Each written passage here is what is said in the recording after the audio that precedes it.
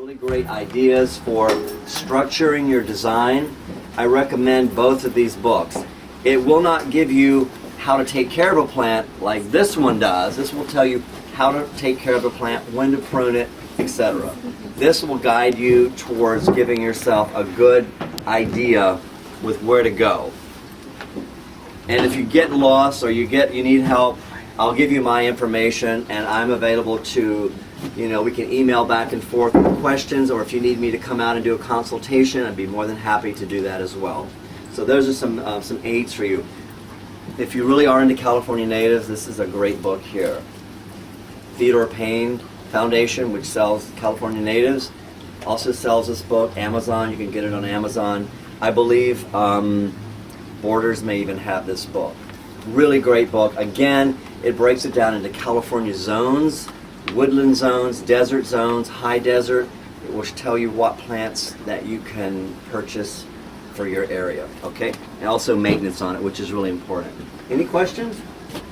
Not yet? Okay, there's a quiz coming up, so just so you know.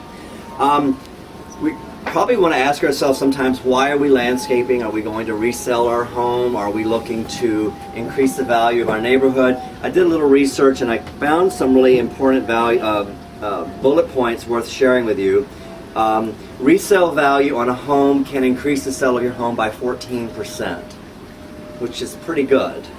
Also, for every dollar you spend on landscaping, you'll get a $3 return. So if you spend $1,000, there's $3,000 investment that you'll get returned on your landscaping. Adding privacy hedges can increase the value of your home by 4%. Also, the fact by adding trees that are maturing in the right size and the right tree, meaning you don't have a ton of maintenance to do, can also increase the value of your neighborhood. So if one person is planting a tree that does fabulous and does great, and then somebody else is starting to do the plant trees as well, what happens is the value of your neighborhood, driving down a tree-lined street is relaxing. We all want to have that after a crazy day on the roads or in the office. And driving down a street with no trees, or at least the little saplings that the city has put in for free that will take 30 years to grow, and I don't have time for that kind of patience. So you want to make sure you get the right tree for the right place in your landscaping. And that means if you're on a single-story home or a two-story home, don't go out and buy a tree that's going to become a monster within a few years and spend thousands of dollars every couple of years to prune and trim it, or to get someone come in who's not a certified arborist and trim it, and it looks like a hat rack and becomes a real issue when it starts to leaf out again. So I can provide you today with some certified arborists if anyone is in that kind of place where they need someone to come out and look, prune or trim, remove a tree. Again, permits, always call the city that you live in, Glendale, Burbank, wherever. Hey, do I need to pull a permit to take this tree down? Or do I need a permit to trim this tree? You don't want to be fined on top of that. Okay, yes? You were talking about privacy hedges a second ago, increased value. We did that way back then, and now they're tall because our neighbor built another layer, so we wanted to block it. But here's the thing, our gardener, it's more like a leaf blower, and the lawn cutter, Sure. and that's it. So I had a vision of this looking like squared off and nice, Right. and thick. Okay. And he just doesn't seem to get that. Right. What did he need, or does he need to do to get that squared off? Well, if you're a shrub, which happens a lot in shrubs, Ficus, for example, or any shrub as in particular, they'll start to shade out at the bottom. They start to thin out. And it can be from over pruning or under pruning, or not enough fertilizing, or it depends on the placement of your plant. So this is kind of a roundabout way to get to your question. But here's an idea. I found this. What you can do is, if you're trying to put in a privacy screening hedge, let's do this. Let's call this south exposure. That would be north. Then let's east and west. Okay. And this is my house in the center. Okay. And let's just say I have this giant two-story home over here in the south that I want to hide quickly. Let's say that's 50 feet, linear feet there. First, I would research what's going to grow fast and not provide me with a problem with roots or with trimming every couple of months on a 2-story home that I want to hide yesterday, or a structure that looks like it needs to be hidden. So your choices are, if you do bamboo, do clumping bamboo. Don't do the running bamboo, because it will come up on this side of your house, it'll come up over here, and it will definitely come up across the fence line of your neighbor. So clumping bamboo. The timber bamboo, once it's established, does not need extra water. You think bamboo needs tons of water? Once it's established, it will not need a lot of water. And timber bamboo will get 50 feet in height in a very short period of time, within 3 years. So, if you don't already have some ideas, timber bamboo is a clumping bamboo. It doesn't run, and it does not require a lot of water once it's established. The other hedge one you were speaking of is ficus. It's already there, it's established. Yeah, ficus, to get it to thicken up, you're probably going to need to do a couple things. You might have your gardener break up the soil, because it might be compacted beneath your plants. Okay. You just take a little shovel and you break up the soil, fertilize it. As that soil is broken up, fertilize it and water it in. What's a good fertilizer for ficus that you like? Anything with a 7% nitrogen or higher would be good. Can it be coffee grinds or no? No, you're not going to get any nitrogen out of coffee grounds. You'll get some, that just sort of amends a clay soil, but for fertilizing your plants, you want to get something with 7% nitrogen or higher, and that can be organic or synthetic, okay? So, bamboo, ficus, I don't always recommend, depending on if you have a pool or if you've got something, driveway or sidewalk nearby. The one I like is podocarpus. Podocarpus. Do you need a chair? We'll be happy to get you a chair. You sure? Okay. So we have podocarpus, old homie timber bamboo, the ficus, nitida over the benjamina, Nitida, nitida. It's a larger leaf. It's a more, I think it probably takes shearing and squaring and cubing a lot better if you're doing formal. Another plant is Could you spell that one that you like? Nitida, Nitida, nitida. And the other plant that I would recommend for screening is called ligustrum, Ligustrum. So I have 50 feet here. I want to know how many plants I'm going to need to cover this in. I have a budget of, let's say I have $1,000 to spend on that screening there. I know from my work that a 15-gallon, let's just call it a ficus, is planted will be about 7 feet in height, which is a good start. A 15-gallon is going to cost me about 90 to 130 bucks each. Planted every 3 feet.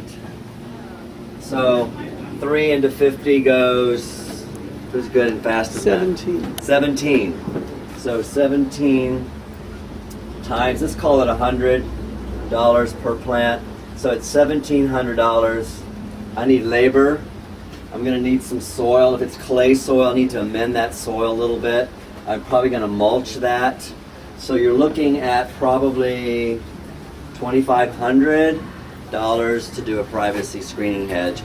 If it's 50 feet, you could stretch it out and plant them every 5 feet, but if you want it to grow in quicker, every 3 feet is where you would put a 15-gallon plant. Whether it was ficus, bamboo, you could probably stretch out a bit further. So there's just one little piece of information for you on what it would cost to get a privacy live hedge in there, which down the road, once it's established, would probably be worth every cent. Also, you should have an irrigation line through here that you can do a drip at each plant. I recommend that so that you're not spraying the lawn, if you have a lawn, or the wall behind it. I would put a drip at each one of those plants, and that's very easily done. Has anyone done any retrofitting with irrigation yet? What's your successful on that? Our system was very poor, so they actually didn't quite glue it originally the right way. Yeah. They didn't quite use the solvent, they just did crispy glue. Okay. Okay. A lot of it popped apart, so. You know, you can also, there's a place in Glendale on off Colorado and the 5 called Ewing Irrigation, EWING.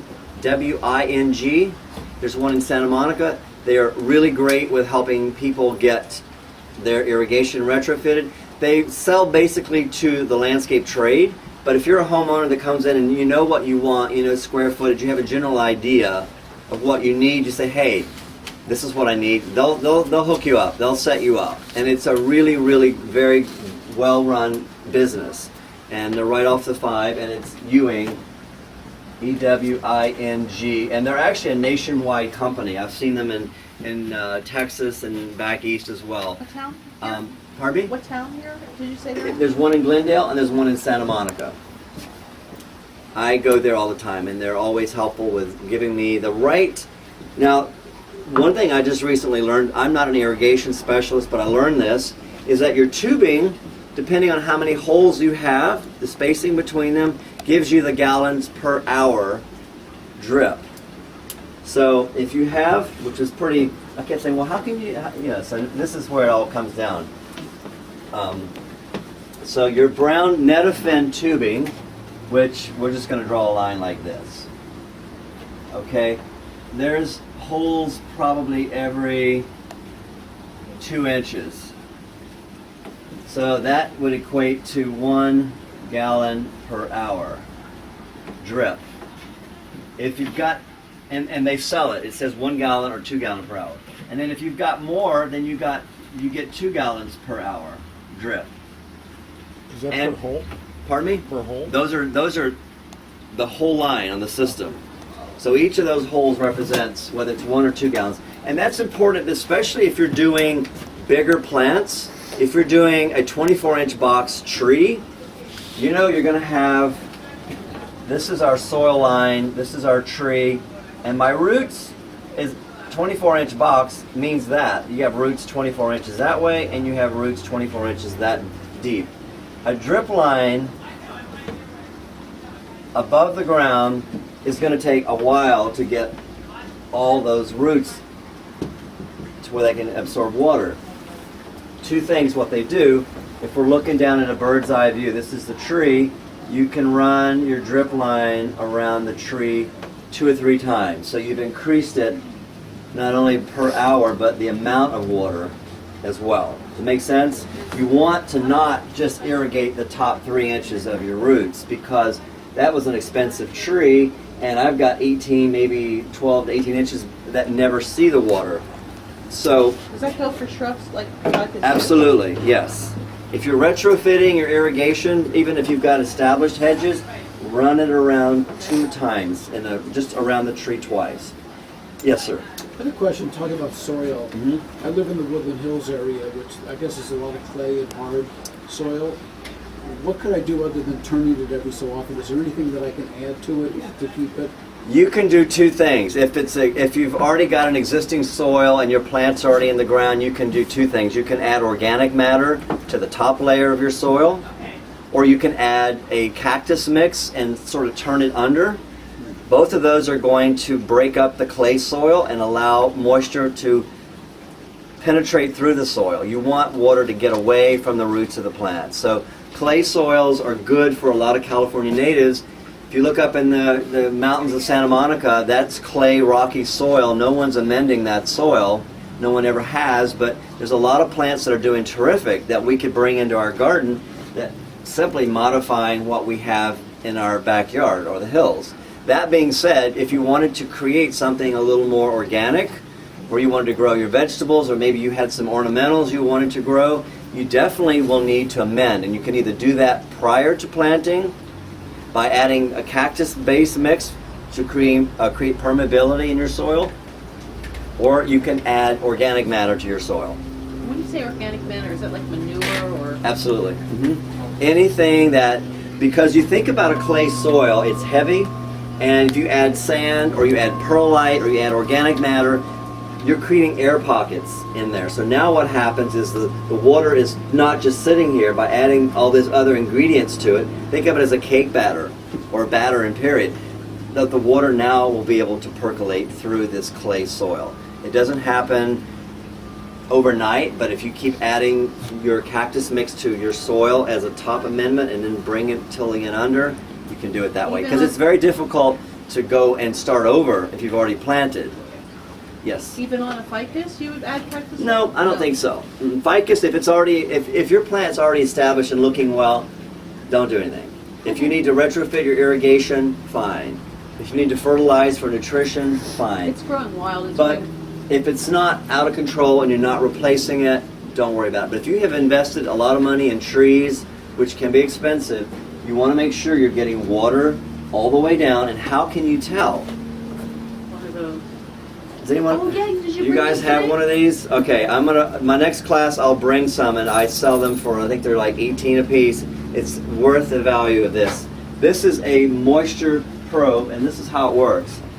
I plug it down into my container like that. I pull it out. I get 4 soil samples here. And then I can take the soil and go, that's pretty wet, so I don't need to water. So if I've left this on for 2 hours, I run this down after my irrigation, pull it out, and I go, okay, it's wet. I got water all the way down here. It's set to go on again 4 days later, let's just say. Before it goes off on the 4th day, I go by here and I run this down before it goes off again, pull my soil meter out. It's wet.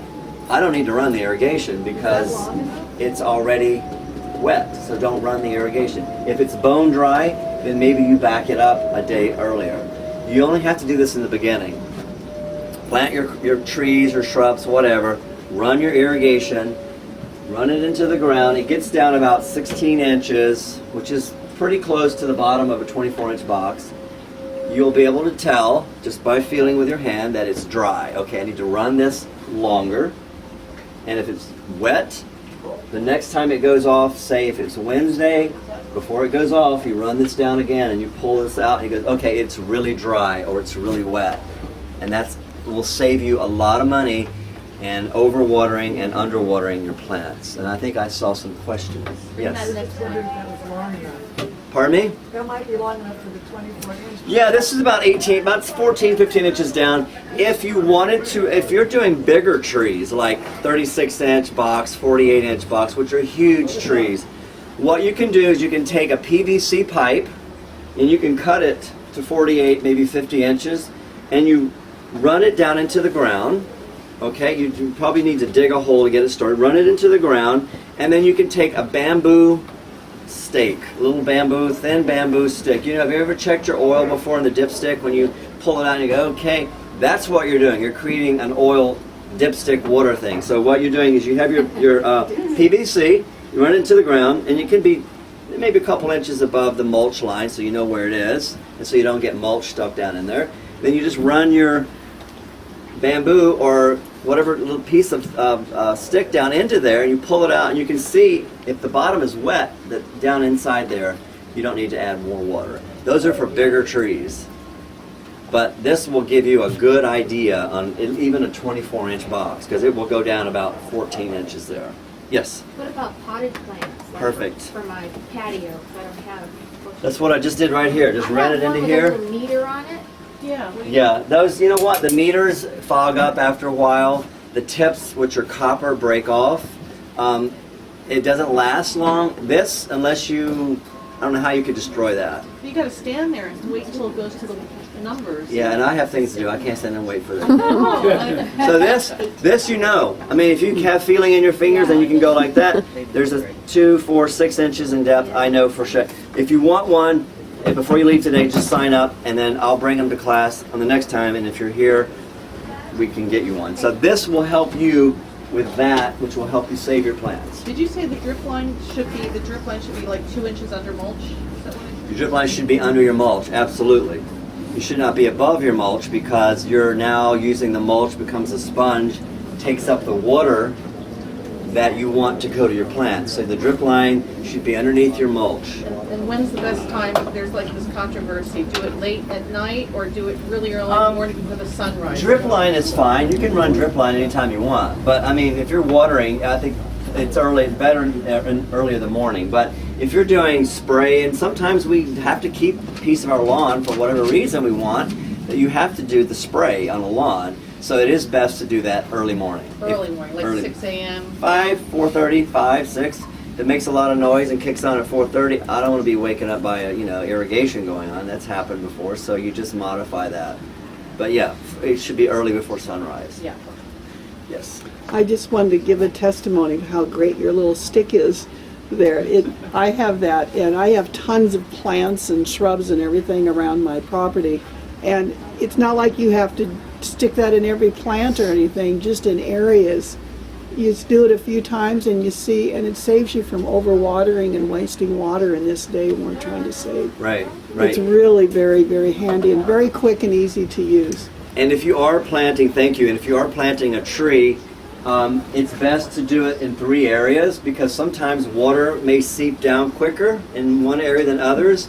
So check it in 3 areas and then do an average. If 2 are dry and 1's wet, it should be watered. If it's the other way around, chances are you don't need to water. So anyway, that's just on one topic there. So I'm going to continue on. You guys would be here forever if I went through everything here, but I'm glad you're interested. Let's talk about what is your time frame on your project. If you're doing DWP, they give you 120 days. You can always apply for an extension. They don't want to give that money away so quickly anyway. So if you wanted to apply for an extension, you have to do it towards the end of 120 days. So if January they call you and say, you are approved, you have 120 days to complete your project, and by January, February, March, by April 1st, my birthday, you should give me a gift. By April 1st, before then, you call them and say, hey, I'm not going to be finished in time, we need an extension. They're very happy to give you an extension on that. If in fact you are planning a wedding in your backyard, say in September of next year, now would be a good time to start putting all your plans into action to get that going, because it's going to take a good year for plants to get established. So think about what your time frame is, okay? If your in-laws are coming next week for the holidays, just give them a shovel and put them to work. There you have it. So, we talked about budget. We also talked about doing one project at a time. Most of us spend more time in the back than we do the front yard, so I always say do the backyard first, because if you do the front yard and you have to drag trees in across the front to get to the back, and you got to drag flagstone and pavers, get the backyard done first. If the accessibility to get there is difficult, get that done, then go back to the front yard and finish that up. If you're doing curb appeal because you want to sell the house or rent it or one of those things there, what you would do is probably not spend a lot of money on huge amounts of purchases, because the homeowner that buys it will probably come in and take the trees out you just put in. So things like color makes a big difference on your home.